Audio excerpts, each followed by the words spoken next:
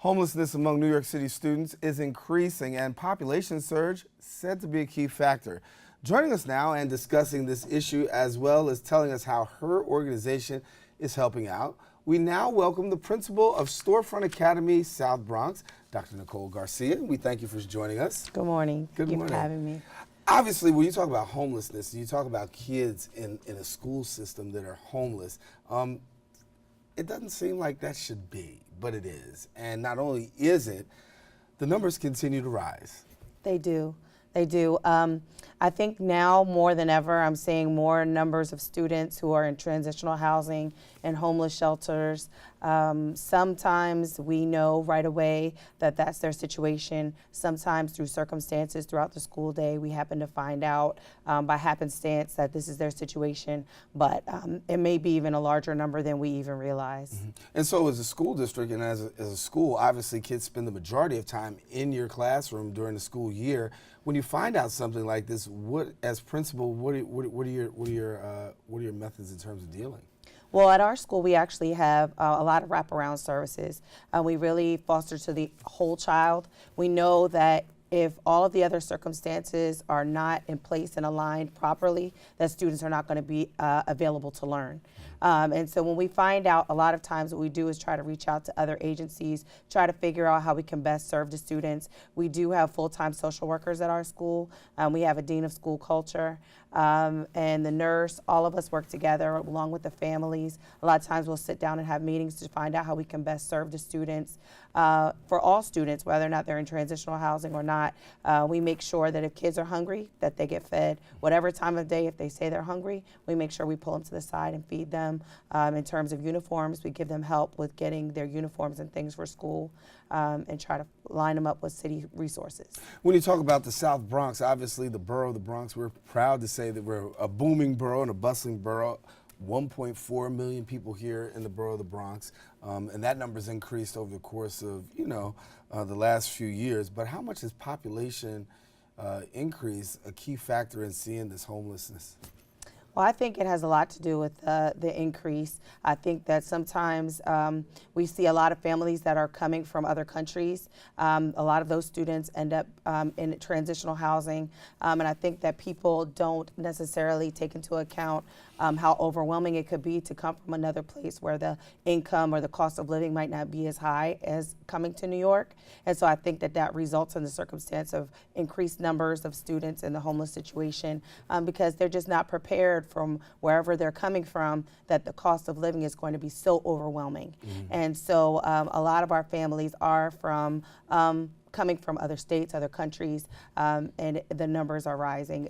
This year, I would have to say, is the largest number that I've ever seen. Wow, and that's pretty sad. Talk to me about this because now that you have a homeless student in your classroom, in your school, there's a lot of things that go on, and one of the things that goes on is really you worry about their ability to study and be effective, given the fact you don't have anywhere to live or you're in transitional housing.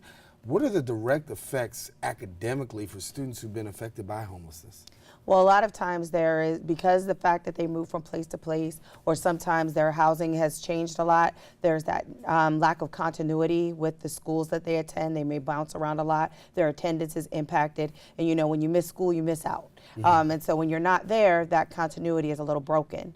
What I actually have seen this year is the city provides transportation for those families so that whatever school the students are in, they can remain at that school regardless of the shelter that they move to. Mm-hmm. And so we have students that ride the bus that come from their shelter together, and the city provides transportation if they want to stay after school to get that tutoring and extra support. They'll send an extra bus out in the afternoon later on in the evening to pick up those students that get tutoring, because that extra academic support is super important because academically they really do, even after a few years of getting a stable home environment, post-homelessness, students are still struggling. It creates that deficit and a gap. I want to give our viewers a little bit of a number so that way you can understand how bad the homelessness problem is and how it continues to increase. There's a 22% surge in homelessness, up to 105,445 homeless students that are in city schools this year. So that's close to 105,000, almost 106,000, and that's up from literally 87,000 the year before. About how many people do you see roughly in your school that you can attribute to homelessness? I know that we have at least 12 students out of 150 that are in this particular situation. And like I said, there may be some that a lot of times there's a certain level of privacy to it that parents don't want to be exposed. But I know for sure that receiving services and students that we know that we serve and help, there are at least 12. And those are documented cases that you can clearly say, but the undocumented, of course, we still don't even have an idea.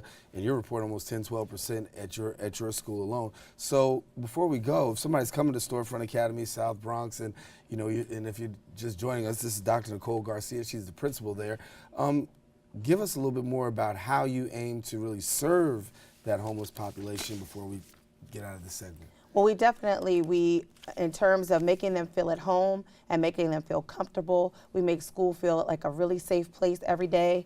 We're open with the communication with their parents. We make sure to let them know that if there's anything that they need, to please don't hesitate, whatever it is, to let us know.